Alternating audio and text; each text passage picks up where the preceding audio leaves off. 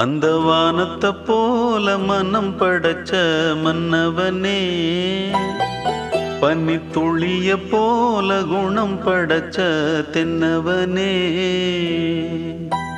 மஞ்சளிலே ஒரு நூலெடுத்து விண்ணுக்கும் மண்ணுக்கும் சம்பந்தம் உண்டுன்னு சொன்னது யாரு? அது மன்னவன் பேரு. அந்த வானத்தை போல மனம் படைச்ச மன்னவனே, பனித்துளிய போல குணம் படைச்ச தென்னவனே.